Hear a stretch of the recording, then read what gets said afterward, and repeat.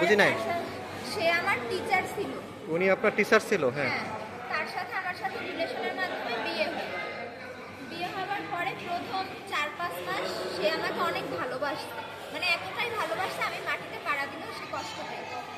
পরবর্তীতে দেখলাম আস্তে আস্তে চেঞ্জ হইতেছে কেমন, আমার কোনো কিছু তার ভালো লাগে না, সে আমাকে সময় দেয় না, ঘুরতে নিয়ে যায় না, এই আমার একটা সন্দেহ তৈরি হলো মনের ভিতরে।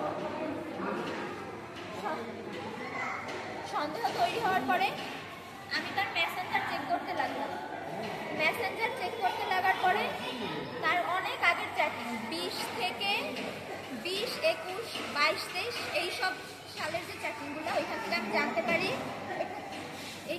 জানতে পারি যে তার আরও একটা বিয়ে ছিল, কিন্তু এইটা কেউ জানতো না, এইটাও ধামাচাপা দেওয়া, কেউ জানতো না। সেই বউয়েরও 3 মাসের গর্ভ সে নষ্ট করে ফেলাইছে।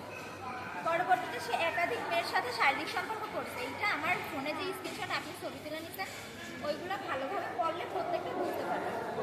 পরে আমি তার কাছে এইটা জিজ্ঞেস করার পরে বলে যে না, আমি এগুলো কিছু করি না, এগুলো রাজনৈতিক ক্ষেত্রে কোনটা তোমার মনে কোনটা, এইটা আমার বোঝার পর হয়েছে।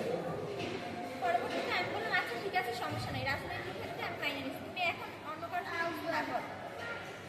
তারপরে একদিন এক মহিলা এসে বললো সে আগে যেই বাসায় ছিল লজেন্টিসের ওই বাসার পাশে থাকে, বললো যে ওই মেয়ের কাঁধে হাত দিয়েছে, হাঁটতে আমিও দেখতাম এরকম ভাবে হাত দিয়ে হাঁটতো, ওর বুকে হাত থাকতো, আমি দেখলাম তাকে দিয়ে আসতো নিয়ে আসতো, খাওয়াই দিত। ওই বিয়ের পরেও? বিয়ের আগে থেকে, মানে আমি তখন তার স্টুডেন্ট। আচ্ছা, বিয়ের পরে কি পাইছেন ওর বিরুদ্ধে? বিয়ের পরে সবাই বলতে আছে, মানে দুই একজনে বলছে যে ও যে পতিতালয়ে যায় সেটা তারা যায়, তারপরে মানে পতিতালয় হোটেলে যায় ও? হ্যাঁ।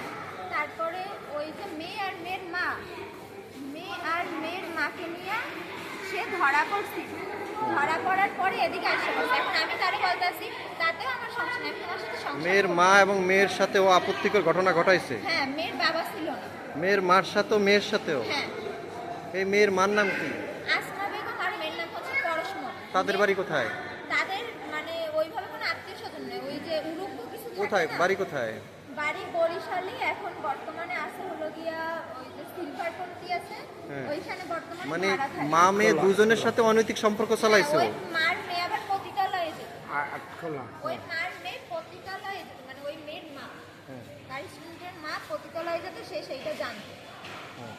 তারপরে এইটা জানতে পারছে, আমি বলছি ওরা যে তোমার বোন হয় না বা কিছু হয় না, এইটা তুমি বলো, কিন্তু সে স্বীকার করে না কারোর কাছে, বলে এখন বললে লাভ হবে কি, আমি চাই আমার স্বীকৃতি দিতে। আমার শ্বশুর বাড়ির, আমার শাশুড়ি, আমার 2 ননদ আর আমার এক ননদের